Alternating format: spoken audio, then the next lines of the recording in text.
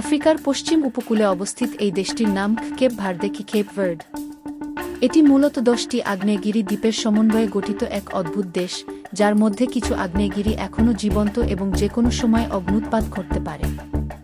মাত্র 6 লাখ মানুষের এই দেশটিতে বছরের বেশিরভাগ সময় পানির তীব্র সংকট থাকে। চারপাশ ঘিরে রয়েছে মাইলের পর মাইল ধু ধু মরুভূমি আর আটলান্টিকের উত্তাল গর্জন। একসময় এই জনমানবহীন দ্বীপটি জলদস্যুদের আখড়া আর দাস ব্যবসার প্রধান কেন্দ্র ছিল, যার অন্ধকার ইতিহাস আজও এই দ্বীপের বাতাসে মিশে আছে।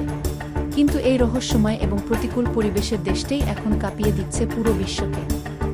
আর সবচেয়ে বড় রোমাঞ্চকর খবর হলো, তাদের পরবর্তী মহাযুদ্ধ বা লড়াই কিন্তু বিশ্ব চ্যাম্পিয়ন আর্জেন্টিনার সাথে।